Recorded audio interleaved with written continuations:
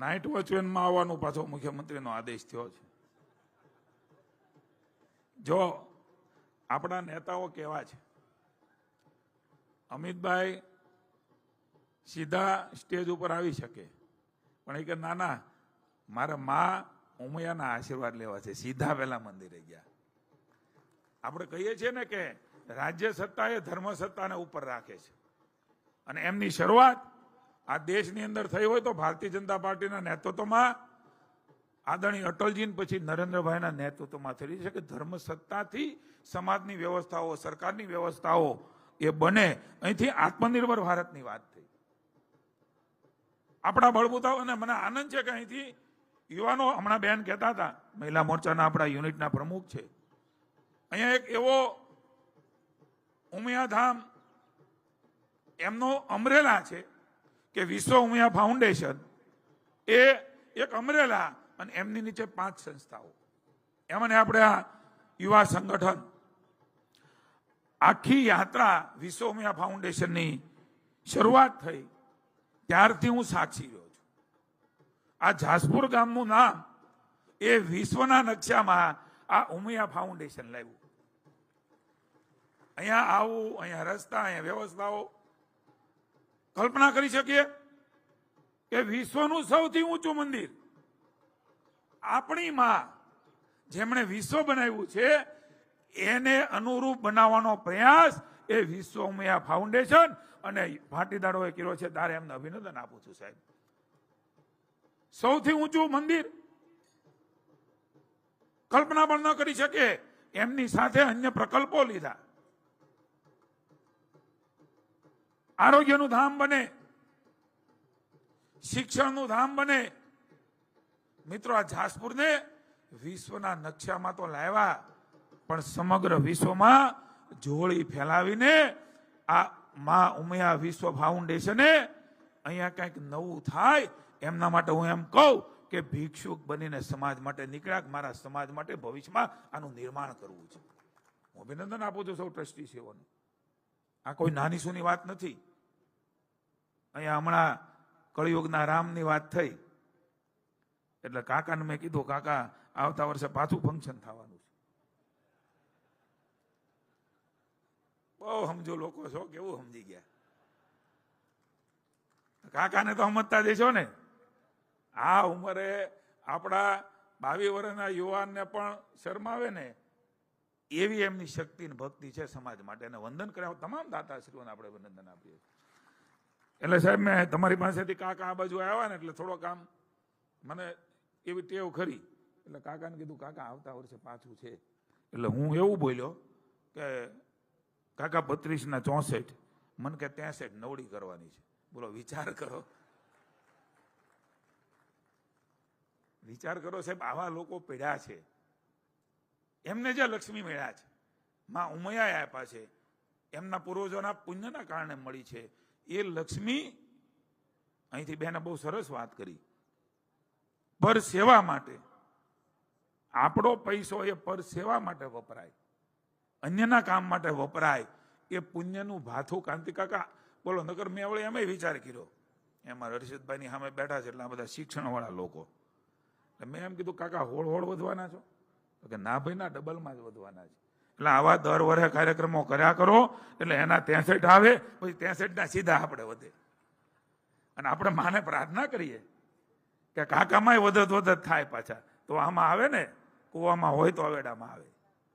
એ આપણી કહેવત છે. અને એટલા માટે આ સમગ્ર આયોજનની અંદર એક વિચાર બીજમાંથી ઊભી થયેલી આ સંસ્થા આજે કેવડું મોટું વ્યાપક વિશ્વ ફલક ઉપર, અને એવું ન માનતા હોય, બધા યુવાનો બધા બેઠા છે. આ યુવાનોની શક્તિ એ નરેન્દ્રભાઈએ રાષ્ટ્ર માટે વાળવાનું નક્કી કર્યું છે. અને એટલા માટે ભારત એ બદલાઈ રહ્યું છે.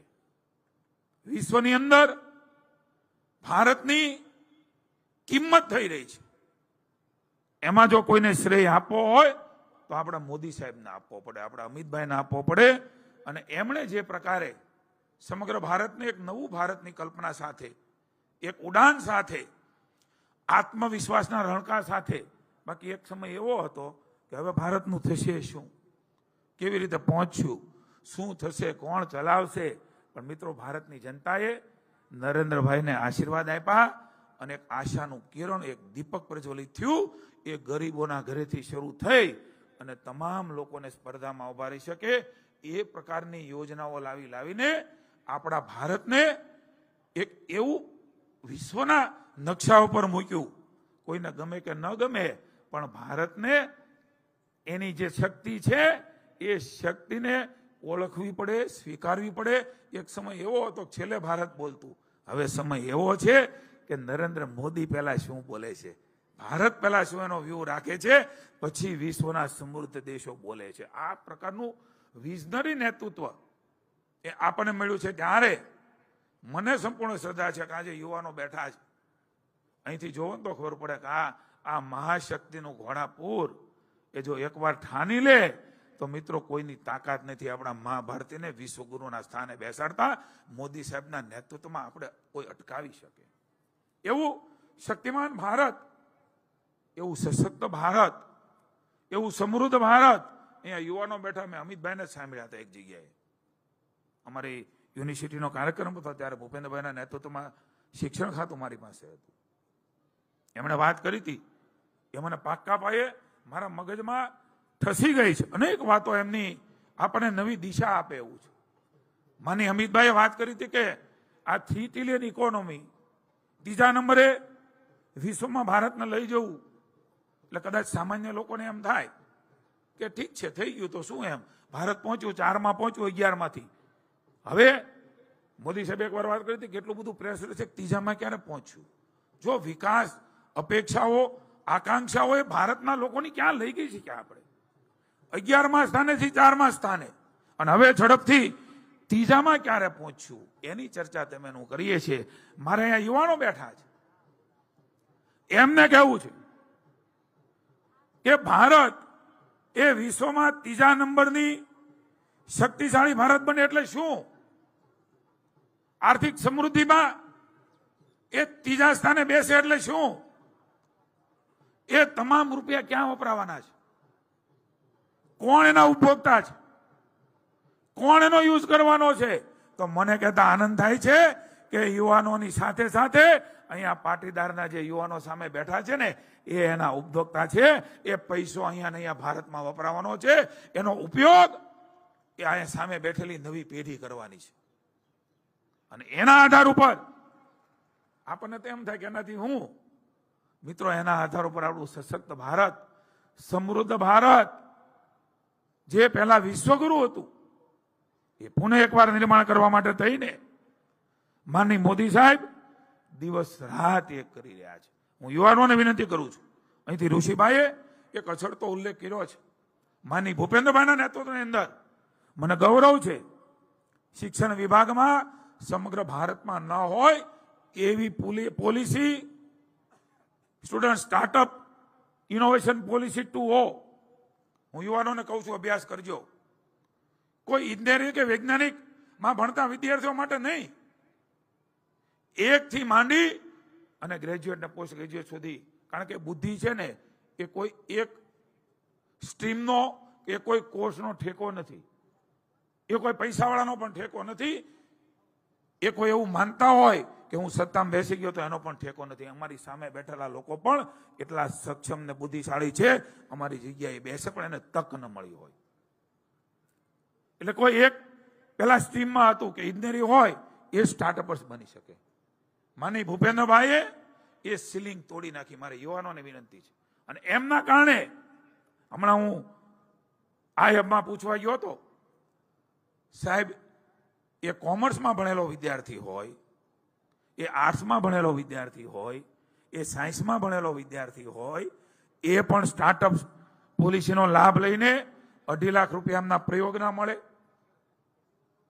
1 કરોડથી માંડી અને 20 કરોડ રૂપિયાની લોન મળે. માઇન્ડથી માર્કેટ સુધીનો કોન્સેપ્ટ. મિત્રો, આ વાત કરું છું ને ગુજરાતની ધરતીમાં મોદી સાહેબના નેતૃત્વમાં ભૂપેન્દ્રના માર્ગદર્શન નીચે શિક્ષણ વિભાગમાં આ સ્કીમ શરૂ છે. એ પોતાની જે પ્રોડક્ટ છે, આઇટમ છે, એ વેચશે ક્યાં, કરશે શું? એને બજાર મળે એમના માટે એમના મેન્ટરો 500 લોકો એક સાથે બેસી શકે, એને મેન્ટર મળે, એમને ઇન્ડસ્ટ્રીયાલિસ્ટો મળે, અને ઇન્ડસ્ટ્રીયાલિસ્ટો એમને સીધા એ પોતાની કંપનીમાં ભાગીદાર, કારણ કે માઇન્ડ મગજ એમનું છે, અને એના આધાર ઉપર કરોડો રૂપિયાનો ધંધો એ કરી શકે છે. એવા સ્ટાર્ટઅપર્સ બનીને તમે કોઈને નોકરી આપો, માત્ર નોકરી ગોતો એવું નહીં. અહીંયા ઉમિયાધામ એવું ઈચ્છે છે, આપણે નોકરીની લાઈનમાં નથી રહેવું, આપણે એવા ધંધા કરવા છે કે અન્ય લોકોને રોજગારી આપીને એમના પણ સુખાકારીના પુણ્યનો ભાગ આપણે સૌ બનીએ, આ યુવાનો બને. એટલા માટે નરેન્દ્રભાઈના નેતૃત્વની અંદર અનેકવિધ યોજનાઓ યુવાનો માટે છે, કે મુદ્રા બેંકની અંદર લોન આપી રહ્યા છે, અને એટલા માટે આપણે સંપૂર્ણપણે એમનો અભ્યાસ કરીને આ યુવાનોની શક્તિ વેડફાય નહીં, યોગ્ય દિશામાં જાય. આ યુવાનોની શક્તિ નવા ભારત બનાવવામાં કામે લાગે. મારે કોઈ નડવું નથી, મારે કોઈ ખરાબ કરવું નથી, કારણ કે પાટીદાર સમાજનો અન્ય સમાજને સાથે લઈને ચાલવાના સંસ્કારો રહ્યા છે.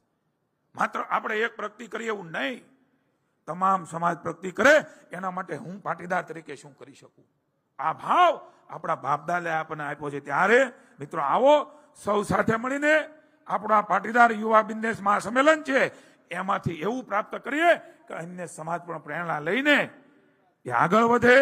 વિશેષ નહીં કહેતા, હમણાં જ આપણી વચ્ચે માની અમિતભાઈ આવવાના છે, બેન પણ ખૂબ સુંદર વાત કરે છે, અભિનંદન આપું છું. એની પાસે શબ્દ ભંડોળ પણ બહુ સરસ છે, એકથી કડીઓ જોડે. મિત્રો આપણે સૌ એમાંથી શીખ લઈને આ વિશ્વમાં પાટીદાર સમાજ, આપણું યુવા સંગઠન એ આપણા માટે મહેનત કરે છે. ત્યારે હું કાંઈ કરી શકું કે ન કરી શકું, હું કમસે કમ આજે એટલો સંકલ્પ કરું કે હું મારા સમાજમાં કામ કરતા લોકોની ટીકામાં નહીં પડું. હું એમને હોંસલો આપી શકું તો ઠીક છે, હું કંઈ કરી શકું તો ઠીક છે, પણ એ કરે છે ને એને વધારવાનો સંકલ્પ લઈએ. નકારાત્મકતા છોડીને સકારાત્મક રીતે દેશ આગળ વધારવા નરેન્દ્રભાઈ આગળ વધી રહ્યા છે, ગુજરાતને આગળ વધવા અમિતભાઈ વધી રહ્યા છે. ત્યારે આવો અમિતભાઈને વધારવા છે, સાંભળવા છે. માં ઉમાને પ્રાર્થના કરીએ કે તમારા મારા જોયેલા સપના એ માં ઉમૈયા એ વિશ્વ ઉમૈયા ફાઉન્ડેશનના નેતૃત્વની અંદર પૂરા કરે. સૌને અભિનંદન, આભાર, શુભકામનાઓ. ભારત માતા કી જય, વંદે માતરમ, જય મા ઉમા.